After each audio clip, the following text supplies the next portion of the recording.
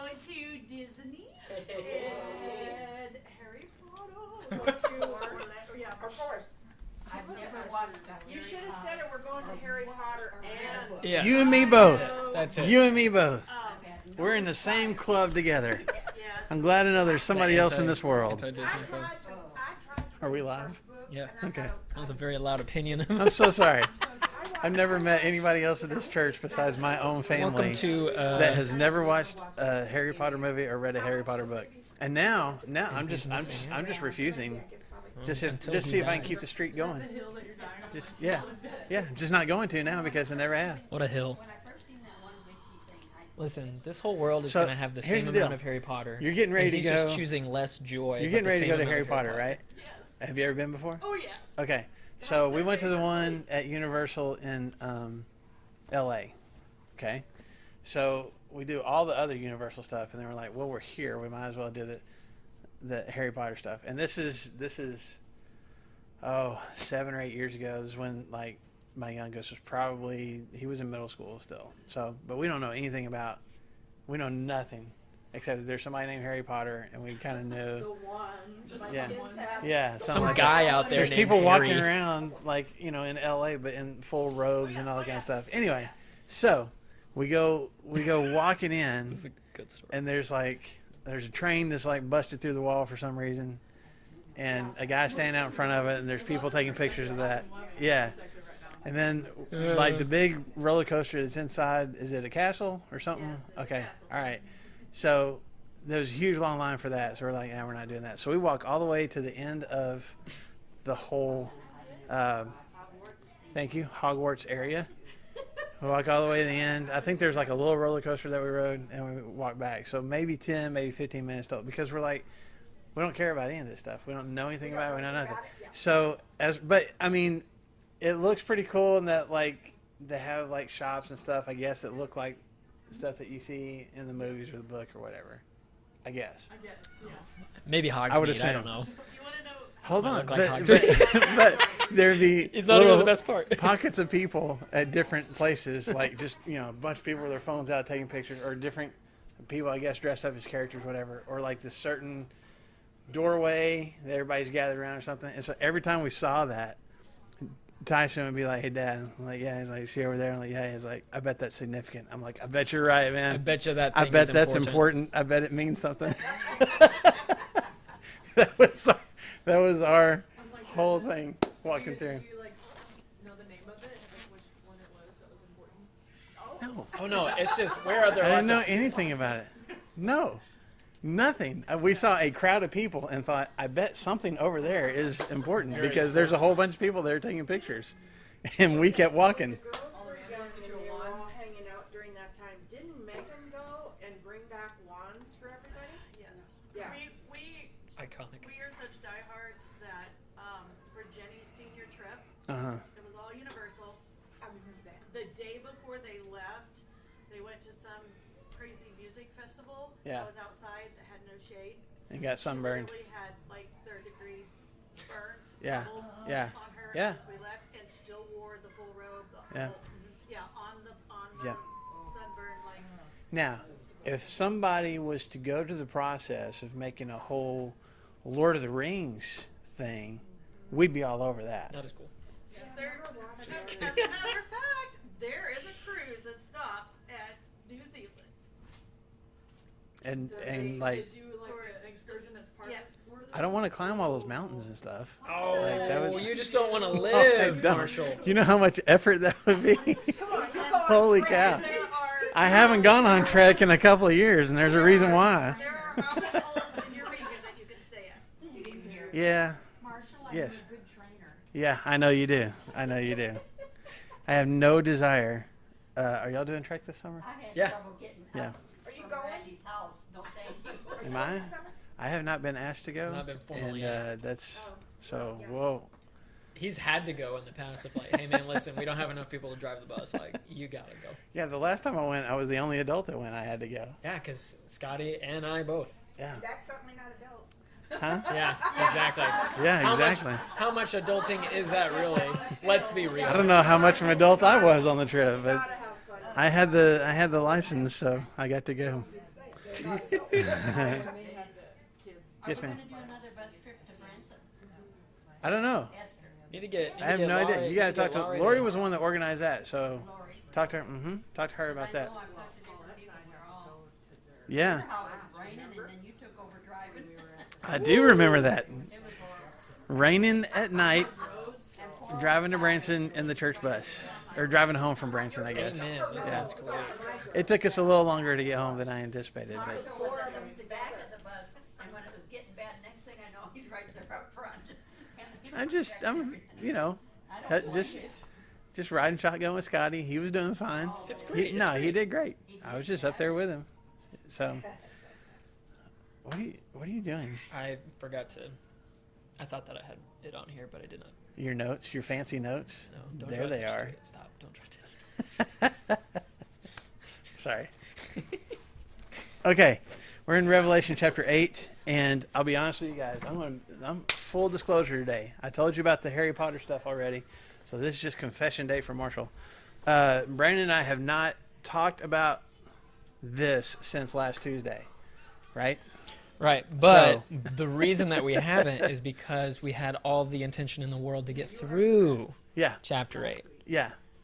Yes. So we'll see if we get through. We're in chapter 8. We'll see if we get through the rest of it today. So we started talking about the seventh seal being opened on the scroll that the Lamb had the authority to open, and we had 6 seals and some things happened, and then there's kind of this pause with these people in the white robes, and then the 7th seal is open, and there's kind of this silent pause for a half hour, and then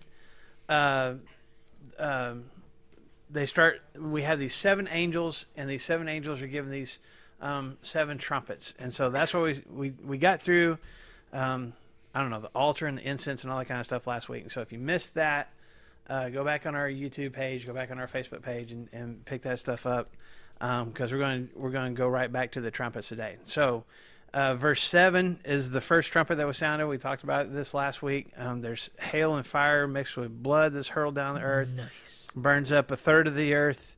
Probably talking about just land, usable land, a third of the trees, and all of the green grass.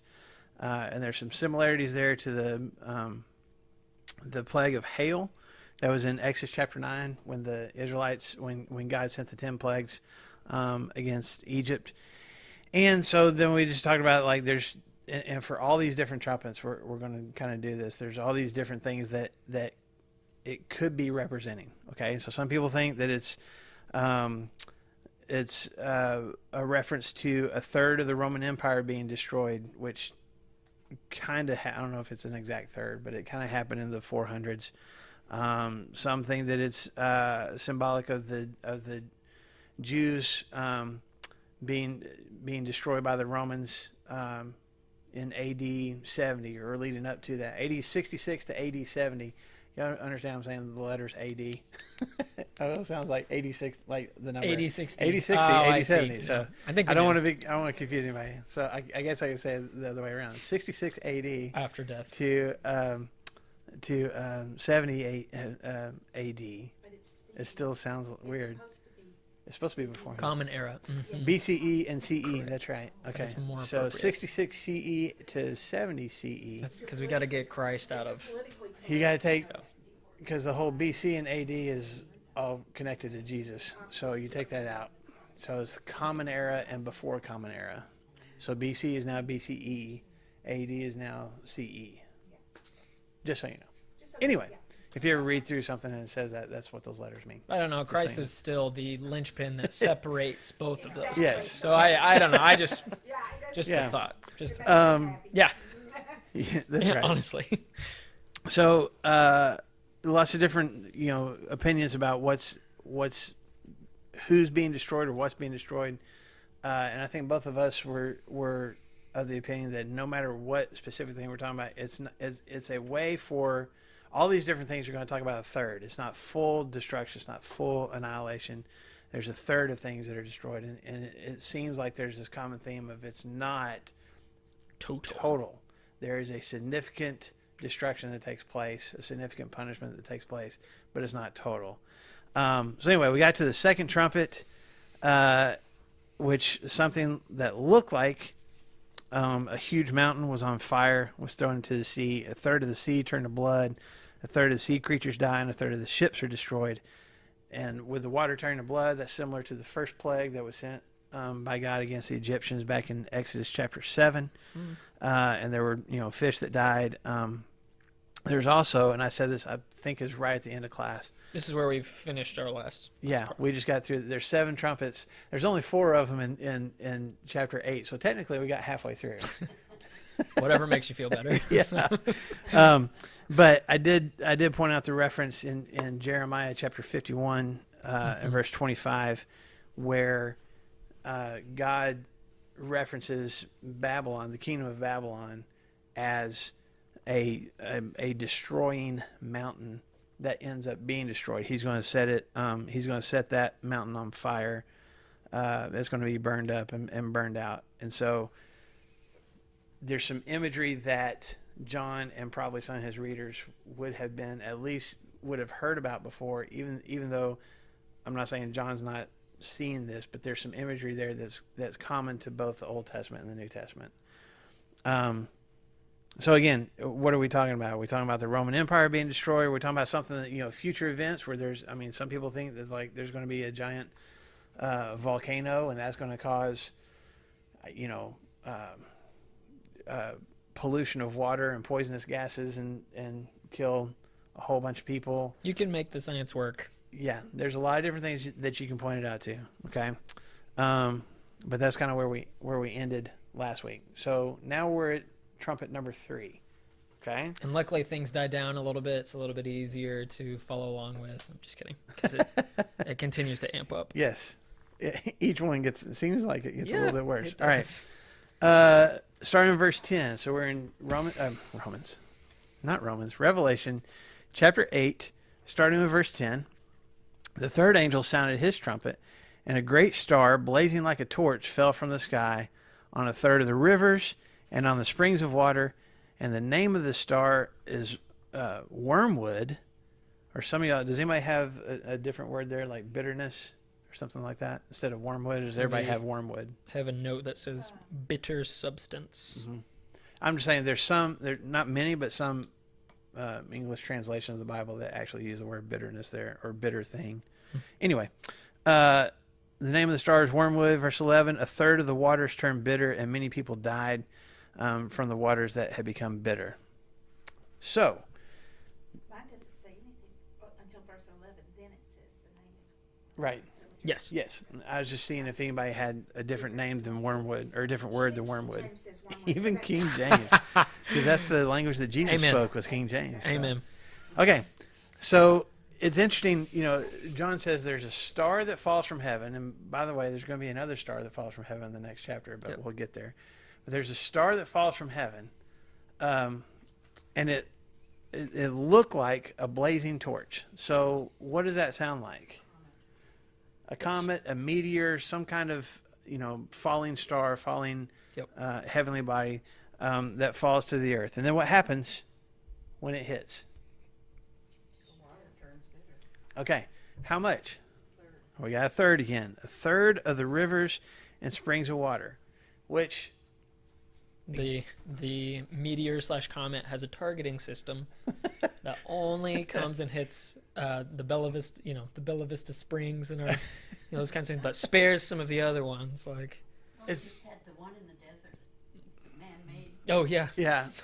Well, it's interesting because he's specific here about rivers and springs of water. Which, if you think like the trumpet before this blazing or mountain that goes into the water, you can kind of picture that like going into like an ocean or something and destroying, like it's a big Like the lava. like a volcano, like the lava coming and destroying like a water source. And you can see like this atomic destruction of the water going out. But rivers are in all sorts of different places, not like one central location, and so for it to destroy for it to affect a third of the rivers on earth, I point that out because I want us to understand, like, this is still symbolism.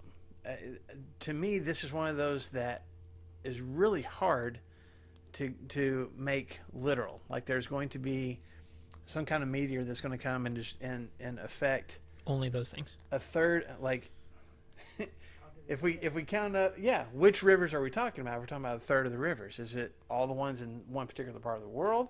Is it just significant ones that but are at different parts of the world? I don't know. It would be more difficult, like you said. It would be almost as if, like, maybe pieces of this broke off and hit different rivers or something. So I really want to.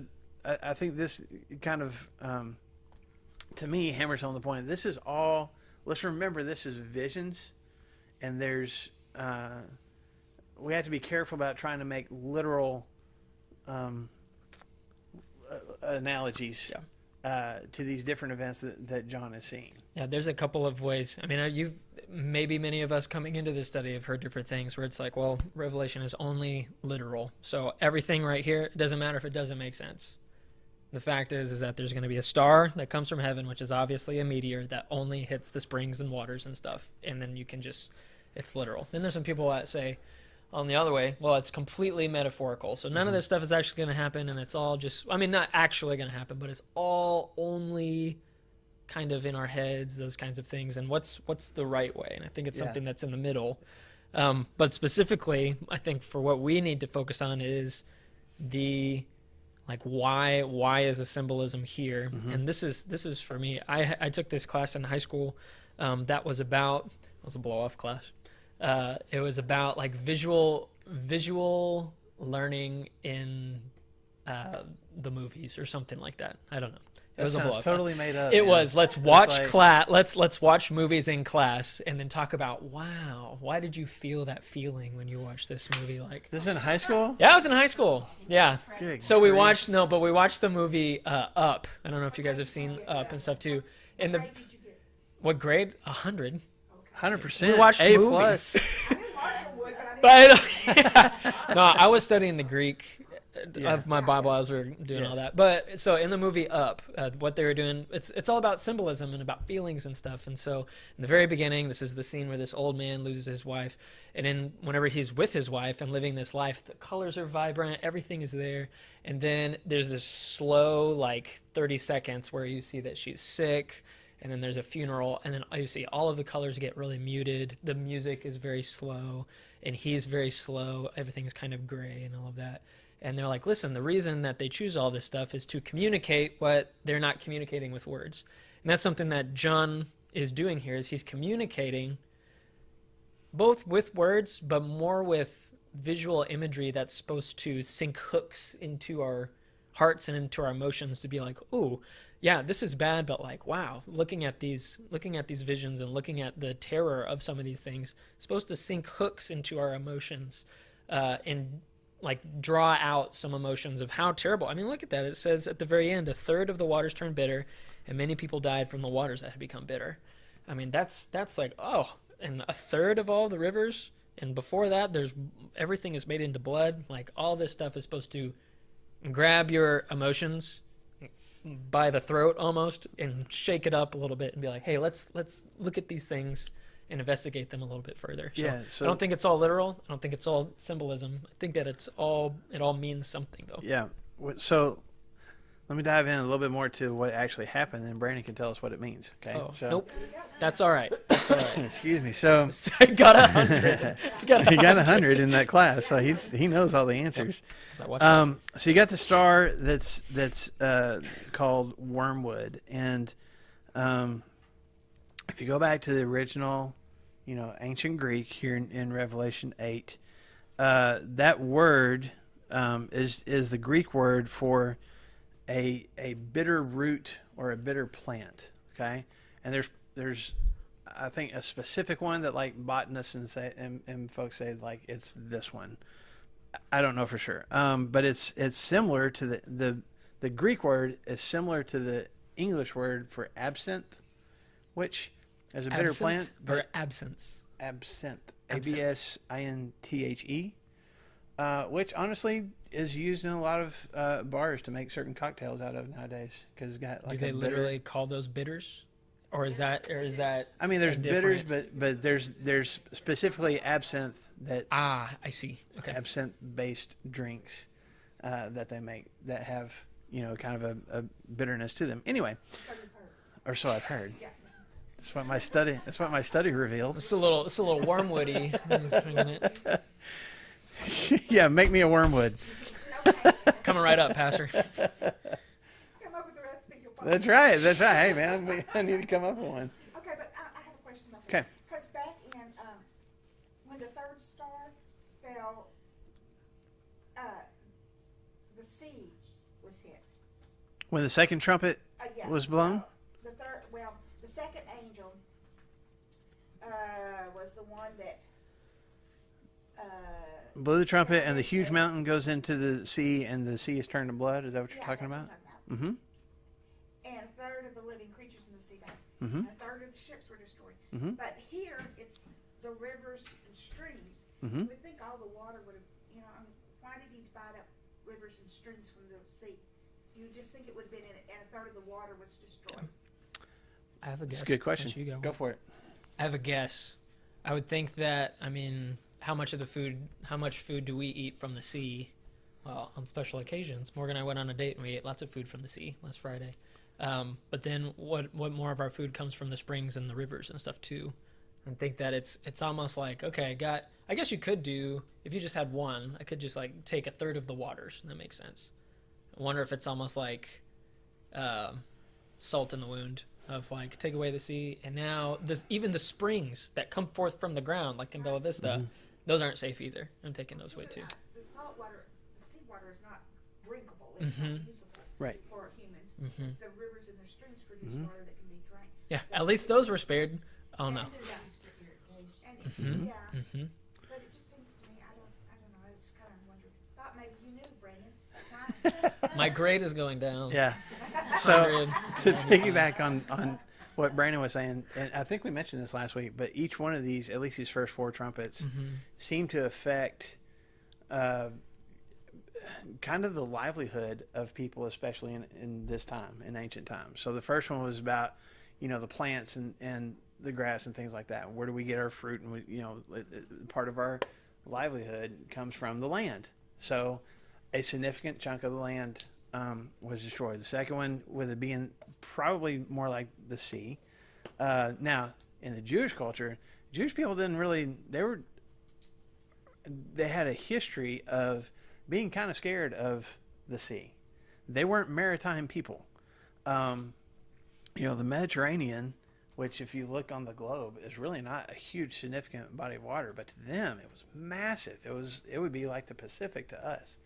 And there were ships that went out and did things, but even Solomon, as wealthy as he was, he sent out a fleet of ships one time to kind of go across the Mediterranean and get a whole bunch of stuff, and they all got caught up in a storm and sank. So there's this whole there's a history in the Jewish culture of being kind of either afraid or at least just recognizing the awesome power of the sea. Plus, it says the ships were destroyed. So there's this demonstration of God's power to destroy something that it's in the Roman Empire. It's stuff that comes from across the sea that comes back. We trade with other nations. We travel to other places, and now we don't have the ability to do that because the ships are destroyed and the animals, any kind of, I guess, fishing that they did there in the Mediterranean, that's all been destroyed. Then you get to this one with the fresh water. Well, that was huge in ancient times. I mean, we go over to a faucet and turn it on like we're good, but back in this time, you had to have some kind of freshwater source. You couldn't use the sea. That's salt water. That would destroy your vegetation if you tried to water your plants with that, and it would destroy. It would kind of destroy your innards if you kept trying to drink that, right? And so you had to have a freshwater source for your plants, for your own sustenance. Think how many times Jesus used the analogy of being connected to Him as being springs of what? living water that are springing up. You had to have those water sources in ancient times. So here comes this trumpet that's being blown, and now a third of what we need to survive, a third of the fresh water sources, specifically, the rivers and streams, are now unusable. So, and apparently people drink from them anyway, and they die from it. So it's another image of God allowing destruction to take place in describing, like, this is a source of life. This is a source of how you exist that is now being taken away. Does that help a little bit? Yeah, like now it's getting down to the personal. It's not that like, you hear something on the news that's happening in China, or you don't think of it, well, that's over there. Like, well, when COVID first started, it was what, Korea? That's over there, yeah. Over there, and it was like, wow, That's up in sad, but Washington, we're that's it. okay. Yeah. But when it got here, that made it personal. Right. Yep. So Right. it's kind of like that? Is that Oh, what for you're saying? sure. Okay. And again, for these individuals, they all knew how important rivers and streams were, and for that to either be gone, or potentially, if I partake of this, I could be poisoned from it. Yeah, it makes it much more risky. Does that go along with what you were? Yeah. Okay. So going back to wormwood, it's something that's extremely bitter, or in this case, it's poisonous. And there wasn't one of the 10 plagues that had to do with bitter waters, but when the Israelites came out of Egypt, crossed the Red Sea, started going out into the wilderness, one of the first water sources that they came to, what was wrong with it? It was too bitter. They couldn't drink it. Okay, and it's the same kind of, like, we can't drink this because I don't know if it was poisonous or they would die, but it was an unfresh enough water source mucky that they couldn't, their animals couldn't drink it. They couldn't drink out of it, and so God through Moses performs a miracle and it turns the waters fresh. What was that? It was Exodus. That was in Exodus 15. And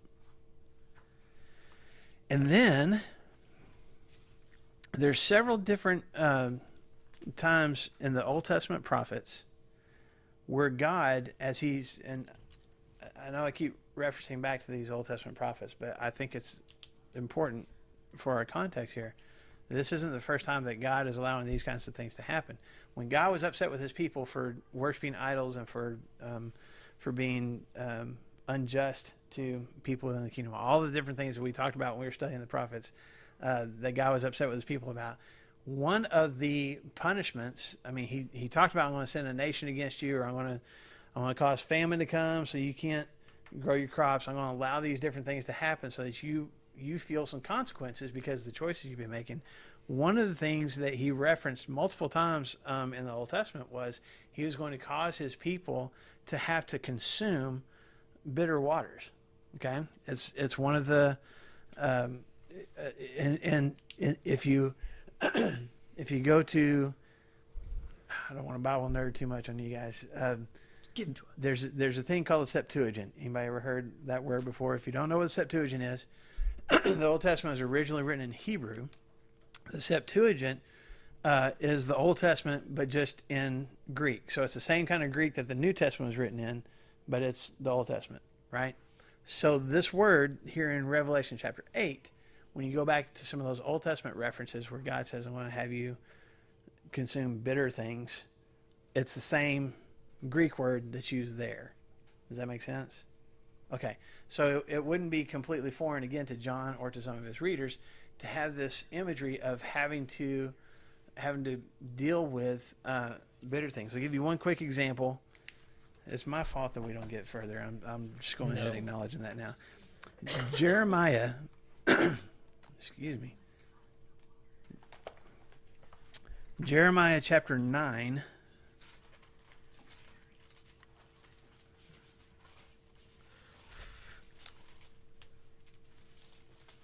I'm waiting in anticipation. Yes. Jeremiah chapter 9. verses 13 through 16, but specifically verse 15. I'm going to read verses 13 through 16. The Lord said, "It is because they have forsaken my law, which I set before them. They have not obeyed me or followed my law. Instead, they have followed the stubbornness of their hearts, and they have followed the Baals as their father taught them." So, here's the problem. They're following other gods. They're following other laws. They're not being my people. They're not being the people that I want them to be, right? Okay, look at verse 15. "Therefore, this is what the Lord Almighty, the God of Israel, says. See, I will make this people eat bitter food and drink what? Poisoned water. I will make them eat bitter food and drink poisoned water. I will scatter them among the nations that neither they nor their fathers have known, and I will pursue them with the sword until I have destroyed them." That was Jeremiah chapter 9. That whole paragraph is 13 to 16. The part about the bitter food and poisoned water was verse 15. Assuming that poison and bitter are different words. And I think so. But if you keep reading here in Revelation, they die because, they drank this bitter water. This version says that he will feed them, or that with wormwood and give them water of gall to drink. Right. Well, wasn't gall so one they of the use things that. Jesus on the cross was on? It was a bitter drink. But to your point, there in the King James, he uses the word wormwood. it grabbed both of those. So that's I'm saying here in Revelation, this is not the only time in Scripture that we find this word used, and also that we have this imagery used of people having to drink bitter waters.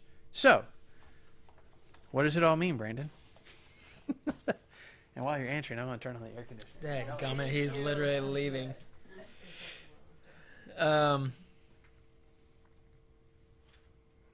Honestly, I don't know. Well, what do you feel it then? My mind goes to what I know, and it's have you guys read C.S. Lewis or the Screw Tape Letters? So in the Screw Tape Letters, C.S. Lewis is an old guy that lived back in the 20s, I believe. I don't remember. He's the guy that wrote Chronicles of Narnia, all that stuff, Mere Christianity, a lot of those things.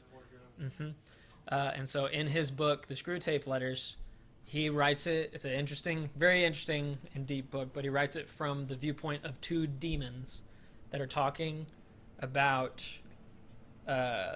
trying to tempt a particular person, they call him the patient, into following Satan and everything. It sounds really weird and ethereal and stuff, but his main point and purpose in that is to try and give you a good idea of like how temptation works, and almost like a fictional spin on like what might be happening under the covers of darkness too that we can't see. One of those angels, one of those demons is named Wormwood. Is that that's the uncle, right? Yes. Or is it? Yeah, because he's it's Wormwood talking to Screw Tape. Oh yeah, Uncle Screw Tape talking to, or Wormwood is talking to Uncle Screw Tape. Yeah, one of the other. I can't writing remember which letters one is which. Yeah. Anyway, they use this. So C.S. Lewis took some fictional bounds to be able to say, well, why don't we just name one of these demons Wormwood instead of two? And I'm adding dirt to the water. I apologize. There are some people, and we'll talk about this a little bit more in chapter 9, I think, because it works out, that you could make the analogy that stars are talking about celestial beings like angels and demons or something like that. And so, is there an actual demon named Wormwood or something?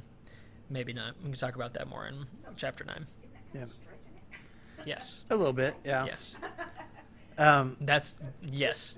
There's It some is. people. It is. So the question is, one of the questions is who is this star? I mean, it says his name is Wormwood, but it's a star that follows the earth, but it has a specific name, and so who are we talking about? What are we talking about here with the star falling? So it could be angels fallen. I came across some other opinions. One person, or not one person, but several people say that it's like some kind of governmental or world leader that comes to prominence, but then falls from prominence and also hurts a lot of people in the process. So there's some people that would have thought, well, let's take Hitler, for example. Hitler gets referenced. There's a lot of, several different things in Revelation. People are like, it's Hitler. And, But if you think about how he came to prominence, but then when he fell from prominence, like a whole bunch of people, I mean, I don't know if you could do the math, but maybe a third of the world was affected, or at least, all the area in Europe, all the rivers and springs and all those kind of things were affected with devastation because of World War II. That's one example, and not necessarily that it's him, because there's some people that think it's going to be this future person, so this hasn't even happened yet, but it's going to be this world leader that's going to fall from prominence and it's going to hurt a lot of people in the process. Some people think that it's a false teacher within the church. Maybe it's a antichrist kind of person, or somebody that just kind of raises up and would be considered to be on the same level as like John or Paul or Peter, these guys, and gets a lot of people to follow his teaching. But then, they finally figure out that it's heresy, and unfortunately, he's drawn a lot of other people into his teaching, and they have fallen away from their faith because of it.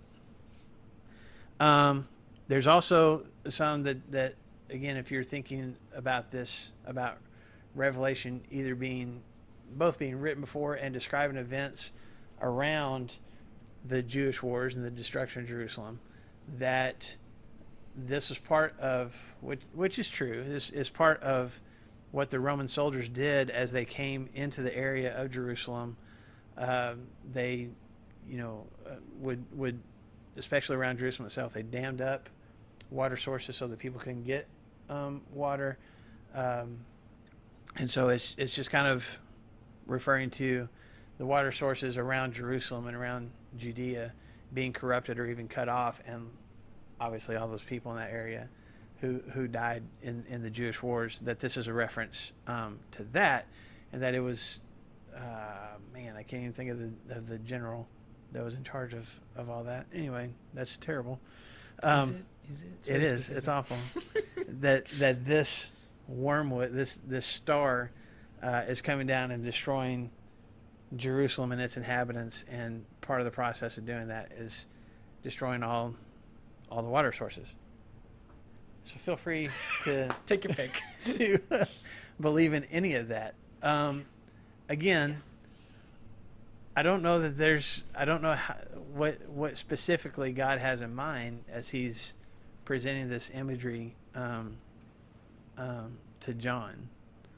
I think it's interesting that this particular event stands to me in direct contrast to Jesus, especially in John chapter 4, when he's talking with the woman at the well, and he says, if you knew who it was that you were talking to, you would ask him, and he would give you what? Living water, right? Which is the exact opposite of wormwood water that kills everybody. Right. I can give you living water that gives everyone life. Everyone who believes in me has springs of living water welling up from within them. And so there's definitely, I think, a contrast between those two. This is something that is happening that is the complete opposite of what the life that Christ promised to provide. Are we talking about people who are just, for whatever reason, are convinced to fall away from their faith and follow someone else and end up losing their faith because of it? Well, that would seem to fit. Are we talking about an actual cataclysmic event? I'm not for sure. That seems a little bit of a stretch.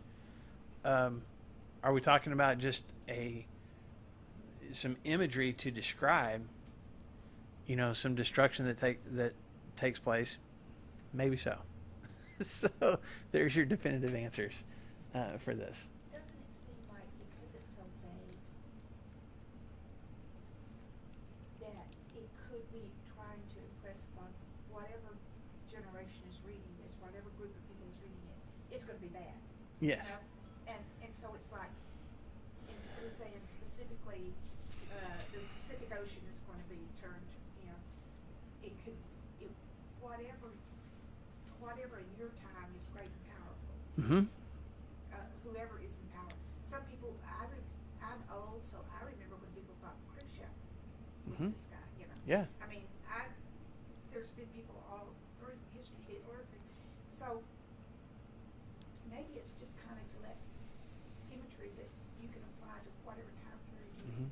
Mm-hmm. Absolutely. I think that, again, going back to the bitterness and the poison, that's why some people think maybe it's a religious leader or a world leader. Some people have even said that it's the Pope. But you convince, and we're going to get into this with some other imagery later on in Revelation. So where someone convinces a whole bunch of other people to follow their teaching, to follow their leadership, and it poisons their minds, and poisons their relationships and things like that because they buy into it. Again, that's not it's not this image, but there's at least another character later on in Revelation that kind of does the same thing. So we'll delve more into that when we get to it. I still think we're in and let's read the fourth trumpet before we're done today. But I think I think what we said at the beginning of class is still the overarching theme here, that there's destruction that's taking place there, and we can argue about whether it's physical or whether it's spiritual, but it's not total annihilation, but there are consequences to and destruction that people are experiencing because of I know this sounds really vague, but because of what's been leading up to this moment, because of the actions they've been taking, the choices they've been making, now there's consequences to that, and we're getting a visual of God allowing these consequences to happen, but it's not total destruction. I think we need to keep that theme in mind throughout all this. Yeah, because I think we have to continue to think that, man, if all of this stuff is coming, either, all of our sins are going to have to be paid for no matter what. Each and every single one of our sins are going to have to be paid for no matter what. But we ultimately have a choice on if we want Jesus to pay for our sins, or if we want to pay for our sins for eternity in hell. And so with all of these, I think that there's all of this, like, hey man, this scary stuff, just whatever it is, the scary stuff is all happening, and where are we going to run to whenever we have these things in our lives? Where are we going to run to whenever terror strikes? Whenever everything that we thought was going to give us life, these springs that seemed like they were going to give us living water, whenever they turn bitter, are we going to realize, oh, this is not what I want, and I'm going to run to the only spring of living water? Yeah. So let's do the fourth trumpet real quick so we don't run out of time. The fourth angel, I'm in verse 12. The fourth angel sounded his trumpet, and a third of the sun was struck, a third of the moon, and a third of the stars, so that a third of them turned dark. And a third of the day was without light, and also a third of the night. So, here we go with the third again. Now again, how do you hit a third of the sun? How do you hit a third of the moon? How is it only It's one just third of the a stars? math problem. You just take 2/3 and keep it. It's a circle, so you divide it into three parts and just take, yeah.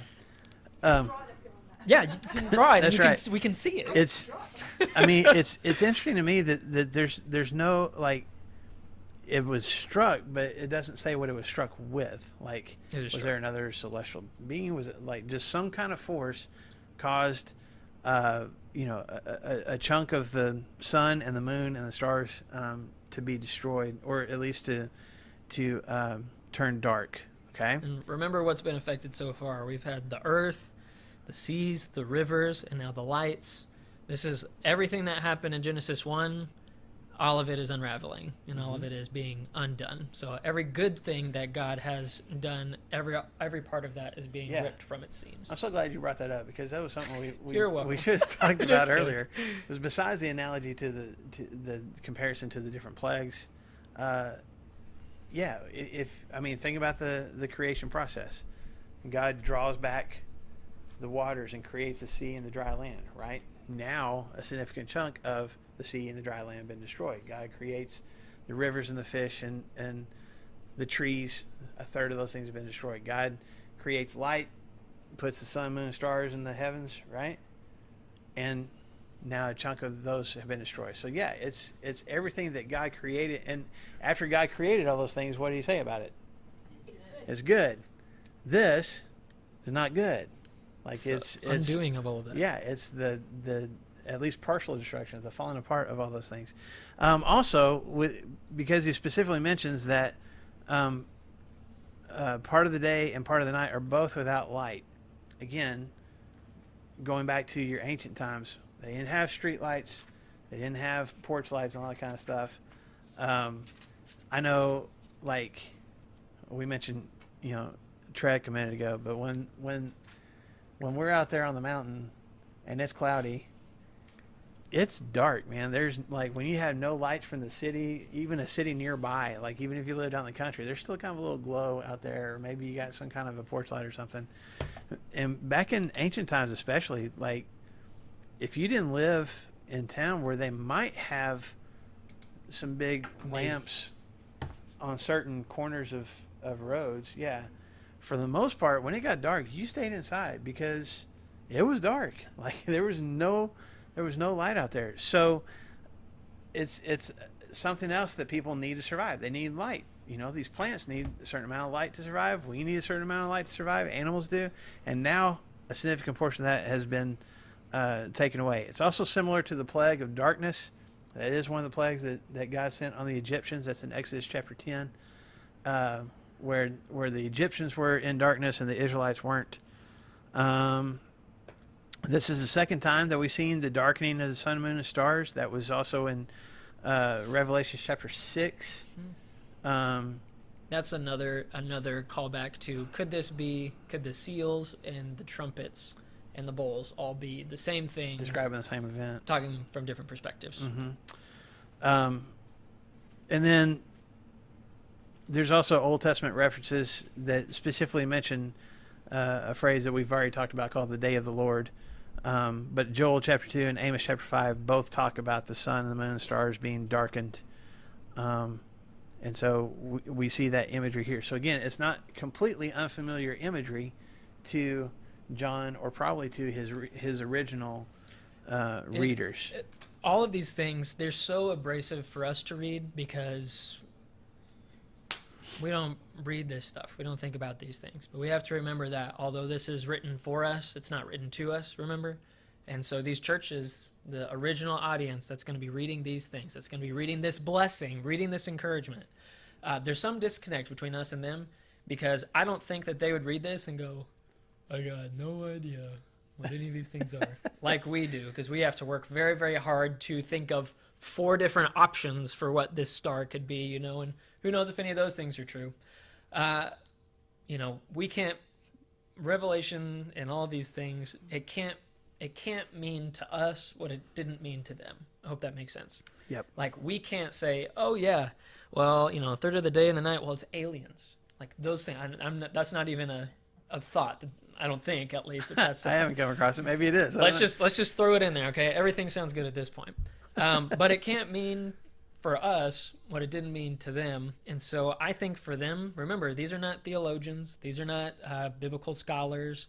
These are just common people like us. Common people that needed encouragement and needed a blessing. And this is a part of that. And so, yeah, I know it should, right? Well, at the end of chapter 9, we'll get there a little bit more. Yeah. But remember, there's so much complication and stuff here. But it's written for that the average person that this is originally written to would say, okay, I have an idea, at least. And it's okay for us to struggle with it because it's not written to us. Yeah. So, like, there's some people who do think, like, okay, now we're talking about fallout from nuclear war. There's bombs going off and clouds, and it's going to destroy, our light sources and all that kind of stuff. Some people think that this is a literal natural phenomena, that something's going to happen where maybe it's another comet or something. Something happens to an eclipse, destroy part of the moon or part of the sun or whatever. I think this is more symbolic than literal, and I think it's symbolic of God's judgment. God making His presence known, and He uses this imagery specifically: the sun, moon, and stars turning dark, in the Old Testament, in Amos and Joel, other places, and also, as we've already seen in Revelation chapter 6, especially when He talks about this day of the Lord. And Jesus even talks about when he is describing what I believe is the destruction of Jerusalem in Matthew, Mark, and Luke, uses the same terminology of the sun turning dark, the moon turning to blood, those kinds of things. It is imagery that, especially to the ancient mind, the things that I rely on that are always going to provide light are now not. And it's a way of expressing the things that are normal for me, the things that I just kind of assume are always there, are now going to be undone, completely unraveled.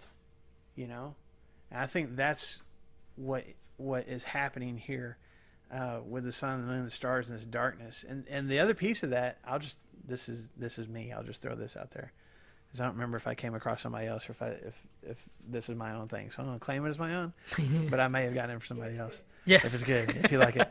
No, and it's probably because of a Bible study I've done individually with someone recently. But in John chapter 3, there's a guy named Nicodemus that comes and has a conversation with Jesus.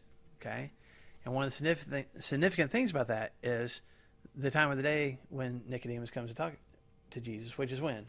At night. Okay, and he probably doesn't want his fellow Pharisees to see him, and he probably doesn't want anybody really to see him. But as a part of that conversation, as Jesus is talking with Nicodemus, and it's at night, Jesus says, hey, here's the truth. Light has come into the world, but chosen darkness because they don't want people to see what they're doing and what they're thinking. And, they don't want those things to be exposed to light. And it's kind of a little dig at Nicodemus. It's like, there's people that choose darkness who aren't in a connection with God as they should be, because they don't want people to really see their hearts and really see their actions. And here's Nicodemus at night, in the dark. And it's so a good challenge, though. Like, yeah, it's without Jesus going, Nicodemus, your heart's not in the right place, and you're kind of in darkness right now. He just says, men choose darkness instead of light. Whoops. What do you think about that, Nicodemus? Anyway, I'm feeling a little bit of hostility right now. What are you trying to say?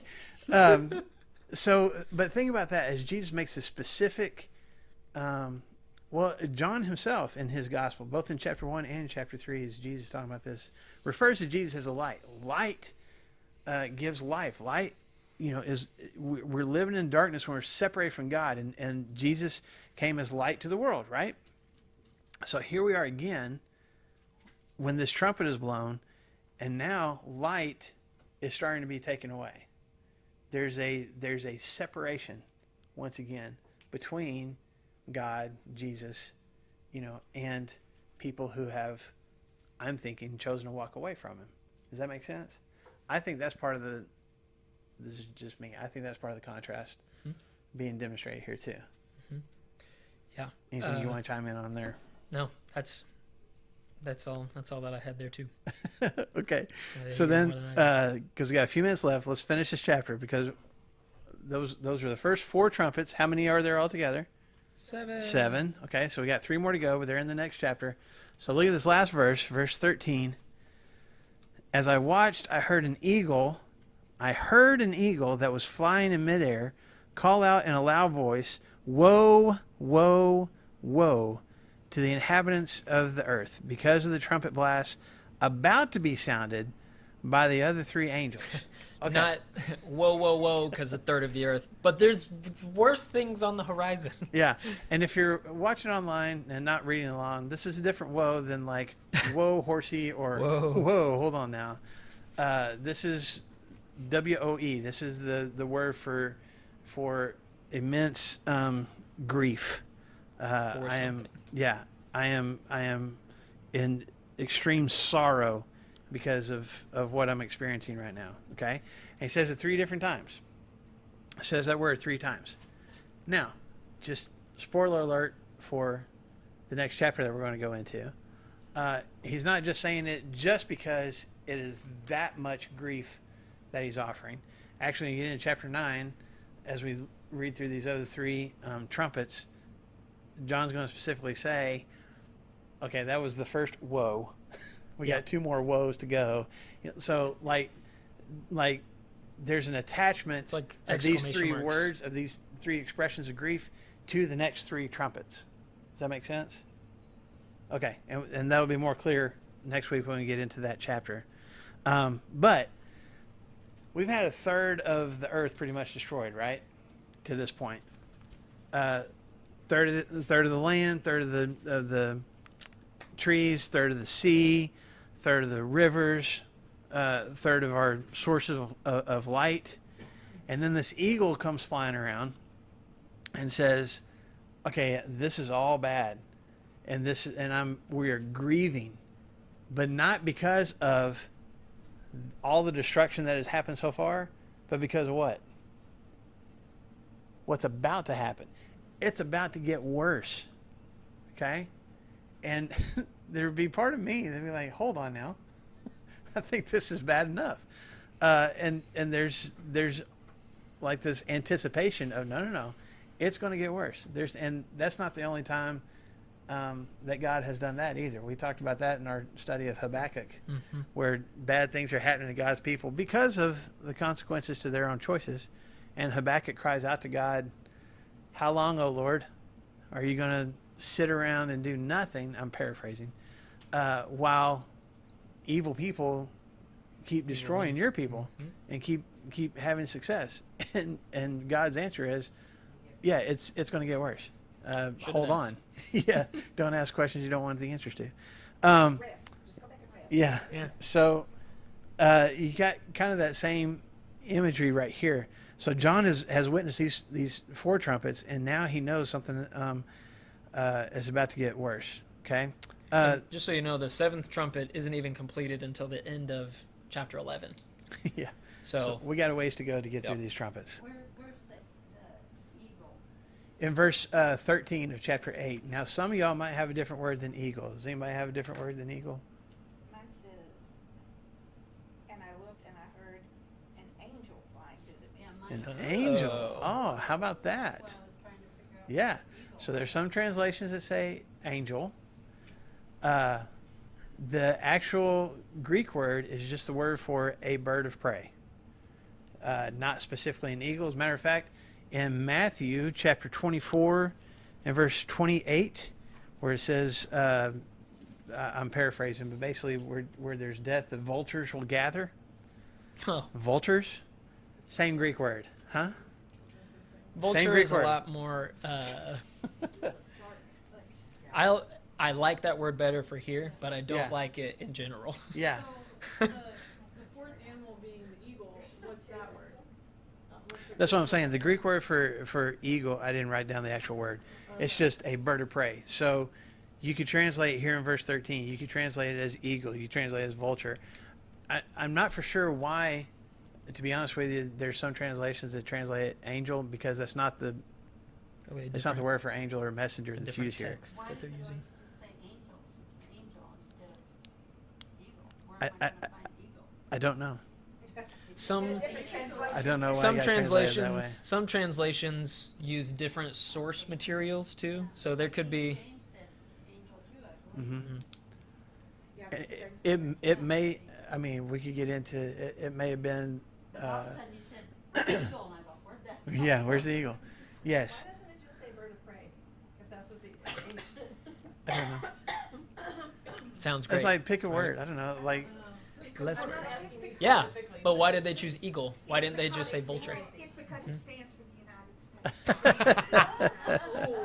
it's flying Now we above get all. into The U.S. is chapter flying. 9. Yeah. Yes, yes. Okay.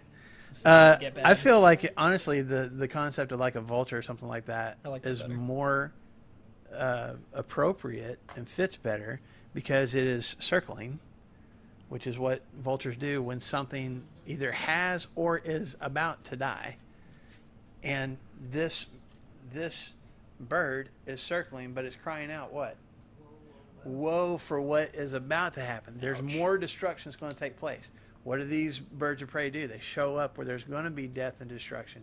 They show up and they're circling. So I feel like that's what, I mean, maybe I haven't studied about eagles. Maybe eagles do that too. But definitely like, vultures and those kinds of birds will circle when destruction is about to take place.